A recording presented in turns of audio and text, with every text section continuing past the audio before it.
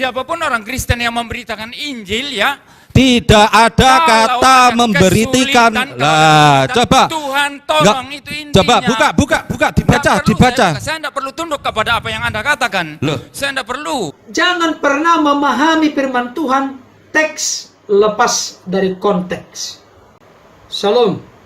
Pada kesempatan ini saya akan membahas secara khusus perdebatan seru dan sengit antara Pendeta Muriwali dengan Ustadz Masud yang diselenggarakan oleh AWF pada tanggal 18 Januari 2020 yang lalu. Saudara, saya merasa berkepentingan untuk memberikan tanggapan atas perdebatan seru ini karena ada hal-hal penting yang ingin saya sampaikan berkaitan dengan opini dan pemikiran, pemahaman yang dibangun oleh Ustadz Masud dalam perdebatan dengan Pendeta Muriwali. Saudara-saudara, sebetulnya Pendeta Muriwali sudah memberikan penjelasan yang bagus, tetapi saya melihat Ustadz Masud tetap kekeh, tetap berpendirian teguh bahwa apa yang dia pahami dan mengerti itulah yang benar.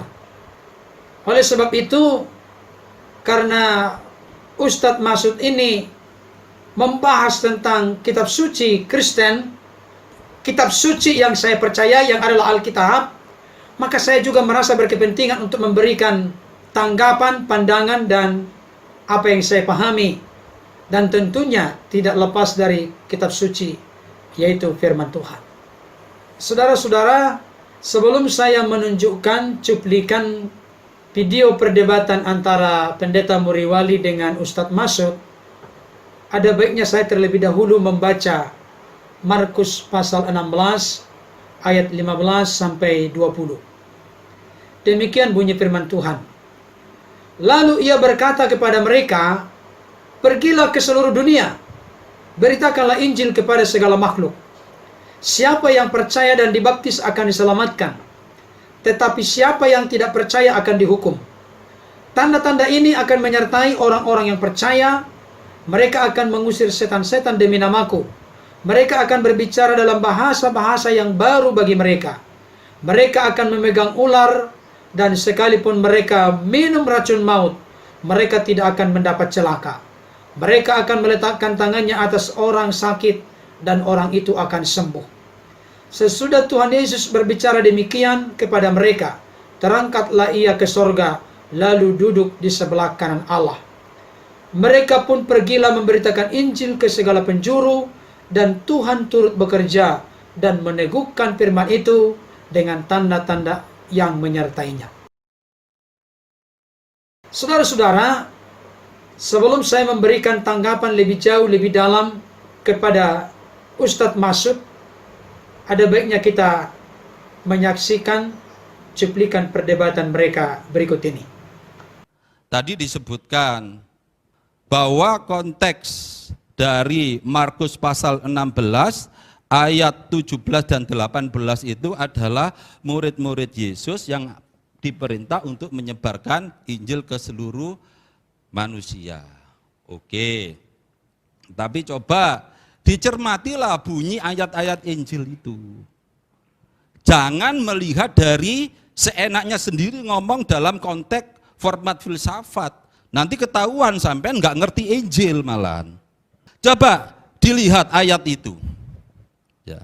Pergilah ke seluruh dunia, beritakanlah Injil kepada segala makhluk.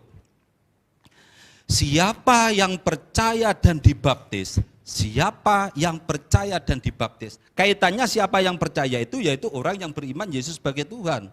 Bukan murid-murid Yesus yang menyebarkan ini. Siapa yang percaya dan dibaptis akan diselamatkan.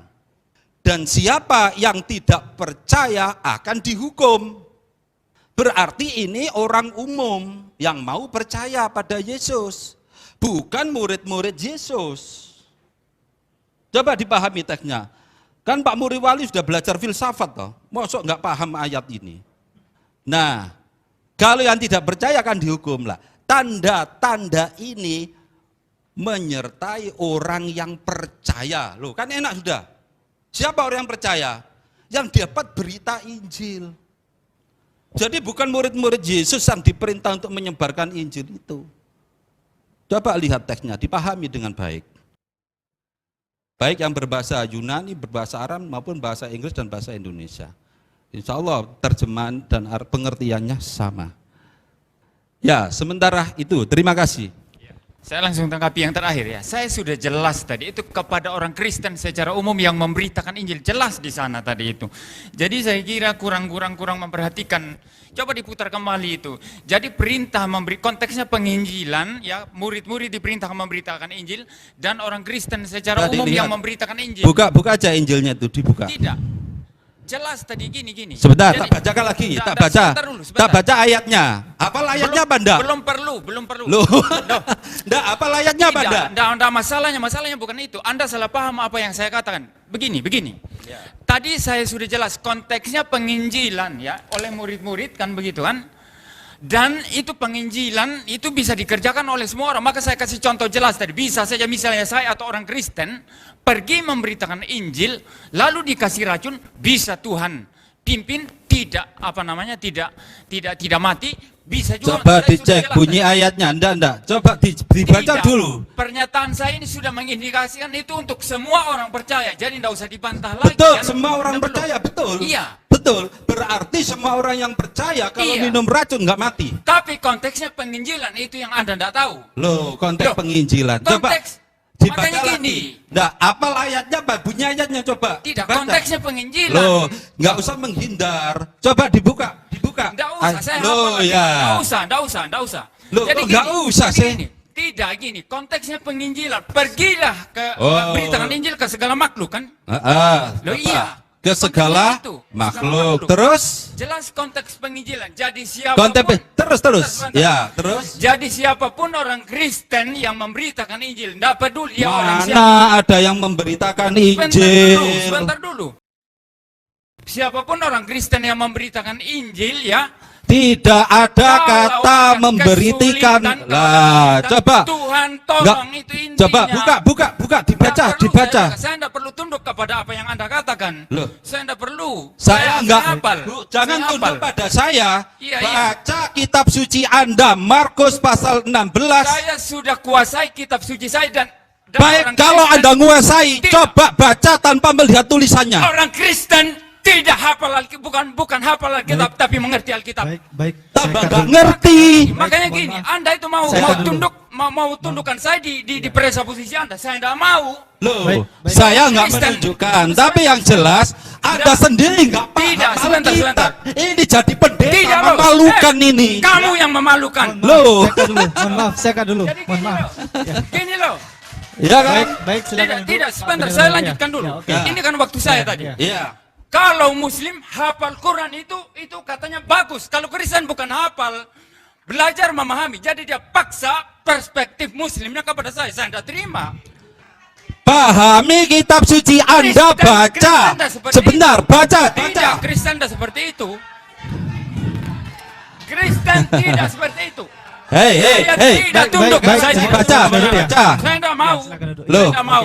Coba dari Kalau pihak gini Kristen loh, silakan gini loh. dibaca kitab sucinya di handphone itu. Tidak usah buka lagi. Loh, sebentar. Anda Bisa. jangan. Nggak bisa. Anda paksa saya seperti Mohon maaf. Anda nggak bisa. Mohon Jadi maaf. gini loh, Anda Iya. itu gini. Jadi Anda ini gini loh. Dasarnya dari Alkitab, jangan. Dengar Mohon maaf, dulu, bukan sebentar. masalah itu. Sebentar. Anda diam dulu, Anda diam dulu. Mohon maaf. Mohon Tidak, maaf. Anda diam dulu. Mohon Saya maaf, bicara mohon maaf. pertama Saya, dulu. Anda saya, diam dulu. mohon maaf. Saya selaku moderator bisa Dan berhak saya kira untuk- moderator mohon mesti maaf, lebih tegas mohon maaf, lagi. Mohon maaf ya, mohon Ya. maaf. Sebentar, saya cut dulu. Ini saya berikan kesempatan 5 menit lagi kepada Pak Pendeta Muriwali bahwa dialog ini adalah Alkitabiah. Jadi harus berdasarkan kepada Alkitab. Jadi apabila nanti ada dibutuhkan teks yang harus diberikan, disampaikan, maka dipersilakan untuk memberikan Dengar teks, dulu. ya. Ini yang sama yang Anda tidak paham. Jadi gini, perspektif Muslim hafal Quran mau dipaksakan ke Kristen, tidak begitu. Saya Sebentar tidak berperspektif dulu. Muslim Waktu loh ya. Waktu Maksud- saya untuk- berikan iya. kepada saya dulu. Jadi gini loh, Muslim itu kan hafal ayat-ayat Quran kan. Kristen enggak, Kristen belajar memahami, bukan masalah hafal gitu kan. Jadi memahami prinsip-prinsip ajaran doktrin di dalamnya kan begitu. Jadi ini seakan-akan mau bawa ya, apa namanya, saya dipaksa untuk ikut cara Islam. Saya enggak mau, bukan begitu, Cak.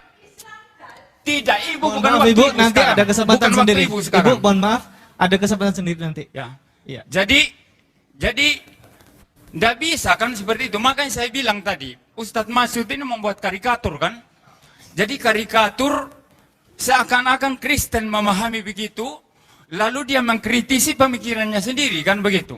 Nah begini, masalah itu tadi, masalah penginjilan, saya kembali ya. Itu konteksnya penginjilan dan siapapun yang memberitakan Injil, entah para rasul, entah para murid, atau siapapun, dia akan disertai oleh Tuhan. Itu intinya. Jadi kalau tafsiran Anda mau paksakan kepada saya, ya tidak bisa. Silakan kritisi tafsiran Anda sendiri. Saya tidak tafsir seperti itu. Tidak menafsir, oh pendeta, semua orang Kristen yang percaya saja, silakan minum racun. Tidak ada yang konyol seperti itu penafsiran Alkitab. Tidak ada seperti itu. Jadi tafsiran itu adalah tafsiran saudara yang kemudian saudara kritisi sendiri. Baik, Bapak Ibu Saudara, kita telah menyaksikan perdebatan mereka yang begitu seru, begitu sengit, dan kalau kita mengikutinya dengan seksama, kita juga seolah-olah ikut di dalam ruangan di mana perdebatan itu diselenggarakan. Nah, pada kesempatan ini, secara khusus saya akan memberikan tanggapan kepada Ustadz Masud dan juga kepada orang-orang yang mengaku dirinya sebagai kristolog atau teolog. Hebat banget ya. Sebetulnya lebih tepatnya itu kristologi dan tolologi. Saudara-saudara, kepada Ustadz Masud yang saya hormati dan kepada Ustadz yang mantan Kristen dan sekarang sudah beralih keyakinan, dan secara umum kepada seluruh orang-orang Kristen dan siapapun yang menyaksikan dan mendengarkan ulasan pembahasan saya ini. Hal pertama yang perlu kita mengerti ketika mau menggali dan memahami firman Tuhan, dan ini sangat basic, sangat mendasar, tetapi tidak boleh diabaikan, tidak boleh dipandang sebelah mata, yaitu ada dua kata penting: eisegese dan eksegese. Apa itu eisegese? Saudara-saudara, eisegese artinya seseorang sudah punya premis, opini, pendapat yang sudah dipegang teguh, dan orang seperti ini akan mengutip ayat-ayat yang lain, misalnya ini dari kitab suci Kristen yang adalah Alkitab, untuk meneguhkan dan meyakinkan opininya. Jadi sudah ada dulu opininya, dan setiap bagian firman Tuhan yang mendukung opininya itu akan menjadi senjata ampuh bagi dia untuk semakin meyakinkan dirinya. Jadi saudara-saudara, eisegese ini seringkali tanda petik memperkosa apa maksud dan tujuan penulis menuliskan kitab tersebut. Tidak menggubris, tidak mau tahu dengan apa yang dimaksudkan oleh penulis menulis kitab tersebut. Kata yang kedua, eksegese. Ek itu berarti mengungkap, mengupas, menggali, sehingga terekspos keluar. Artinya, kita masuk dan larut ke dalam konteks firman Tuhan itu, kita izinkan, kita biarkan firman Tuhan itu berbicara apa adanya, tanpa ada premis terlebih dahulu, tanpa ada opini yang sudah kita pegang erat terlebih dahulu. Kenapa ini menjadi sangat penting? Karena kita akan dibawa hanyut masuk ke dalam kedalaman pengertian pemahaman firman Tuhan itu, sebagaimana seharusnya penulis memiliki maksud dan tujuan menuliskan kitab tersebut. Dan kalau mau jujur, dari kedua kata ini, saya melihat kecenderungan yang dipakai oleh Ustadz Masud adalah exegese. Jadi beliau sudah menyimpulkan dulu pengertian pemahamannya begini. Maka segala sesuatu yang berseberangan tidak sesuai dengan opini yang telah dimengerti dan dipahami, dipegang teguh oleh Ustadz Masud, maka hal itu sesuatu yang salah, menyimpang dan keliru. Siapapun lawan bicaranya atau lawan debatnya, itu salah. Yang benar ini. Itulah exegese. Itu poin yang pertama. Yang kedua, untuk memahami firman Tuhan, jangan pernah melalaikan atau mengabaikan yang berikut ini. Jangan pernah memahami firman Tuhan teks lepas dari konteks. Kalau teks dipahami lepas dari konteks, hal itu akan menimbulkan dan membangun pengajaran-pengajaran yang sesat, salah, dan menyimpang. Artinya, ketika seseorang ingin memahami sebuah ayat, contoh, Markus 16 ayat 16, untuk memahami ayat 16 ini, kita harus melihat ayat yang ke-15, dan kita harus melihat ayat yang ke-17. Itu namanya konteks dekat. Konteks yang lebih jauh sedikit dari dekat itu, kita melihat ayat yang ke-14 atau berikutnya ayat yang ke-19, ayat yang ke-20. Jadi konteks yang saling terkait satu dengan yang lain. Mungkin Bapak Ibu Saudara, termasuk Ustadz Masud akan bertanya, apa kaitannya dengan perdebatan sengit dan perdebatan seru yang terjadi antara Pendeta Muriwali dengan Ustadz Masud? Saya mau mengatakan kepada Ustadz Masud saat ini, saya melihat salah satu kesalahan fatal yang dilakukan oleh Ustadz Masud ketika memahami Markus 16 ayat 15 sampai 18. Ustadz Masud tidak mengaitkan teks dengan konteks. Coba kita lihat, kita gali, kita kuliti satu persatu. Markus 16 ayat 15. Lalu ia, maksudnya Yesus, berkata kepada mereka, maksudnya ke-11 murid, pergilah ke seluruh dunia, beritakanlah Injil kepada segala makhluk. Untuk Ustadz Masud yang saya hormati, saya mau kasih tahu kepada Anda, Pak, inilah sentral, inti, substansi dari ayat 15 sampai ayat yang ke-20. Apa itu? Perintah Yesus kepada ke-11 muridnya untuk pergi ke seluruh dunia, memberitakan Injil kepada segala makhluk. Itu tugas, itu perintah yang diberikan oleh Yesus kepada murid-muridnya. Ingat ya Ustadz Masud, itu substansinya. Itu inti yang harus dilakukan dan dikerjakan oleh murid-murid. Dan tentunya nanti ayat berikutnya, penyertaan Tuhan kepada para murid dalam menjalankan pemberitaan Injil tersebut. Kita lihat ayat yang 16.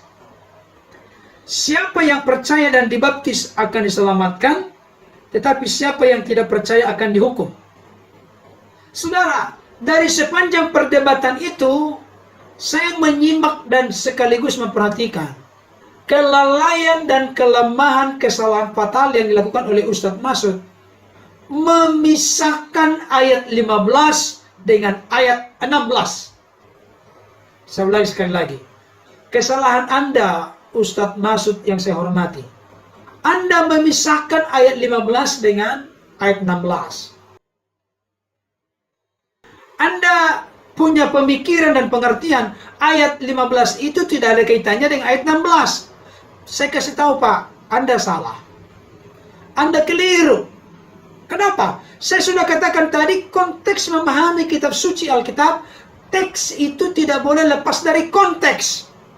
ayat 16 tidak boleh lepas dari ayat 15. Itu rangkaian yang masih satu perikop, yang masih berdekatan. Itu tidak boleh terpisahkan, tetapi ayat yang masih terintegrasi satu dengan yang lain. Pengertiannya begini. Siapa yang percaya dan dibaptis? Pertanyaan saya. Kok bisa percaya? Kok bisa jadi dibaptis? Apa ujuk-ujuk tiba-tiba percaya? Tiba-tiba dibaptis begitu? Oh, tidak mungkin. Saya kasih tahu dan tekankan ini kepada Ustadz Masud. Tidak mungkin orang percaya dan akhirnya dibaptis dan diselamatkan kalau tidak ada yang memberitakan. Berarti di sini dalam konteks saat itu di mana Yesus bicara, berarti 11 murid ini yang memberitakan Injil, maka dampak dari pemberitaan itu ada orang yang percaya. Ketika mereka percaya, mereka dibaptis. Ketika mereka percaya dan dibaptis, mereka diselamatkan. Tetapi siapa yang tidak percaya akan pemberitaan murid-murid, maka mereka akan dihukum. Sebetulnya sangat gampang, simple, praktis, mudah dimengerti. Tapi kalau sudah ada kepentingan, sudah ada maksud-maksud yang terselubung untuk selalu mempertahankan argumen diri sendiri dan merasa lebih tahu, lebih menguasai kitab suci Kristen daripada orang-orang Kristen, termasuk dari pendeta Muriwali. Saya kasih tahu kepada Ustadz Masud, itulah kesalahan Anda yang paling memprihatinkan. Tidak mungkin Anda, Ustadz Masud, lebih paham, lebih tahu kitab suci Alkitab dibanding dengan kami orang Kristen. Tidak mungkin. Barangkali dalam wawasan Anda lebih luas. Tapi dalam konteks bagaimana memahami Alkitab, dalam konteks menghayati Alkitab, dalam konteks mempercayai Alkitab yang adalah firman Allah, karena Alkitab ini memberitakan tentang Sang Firman, yaitu kebenaran. Siapa itu? Yesus Kristus. Jadi mengerti dan memahaminya lebih dalam dibanding dengan Anda yang tidak percaya, bahkan kecenderungannya mencari-cari di mana kelemahannya, kekurangannya, kesalahannya, kontradiksinya, kepalsuannya.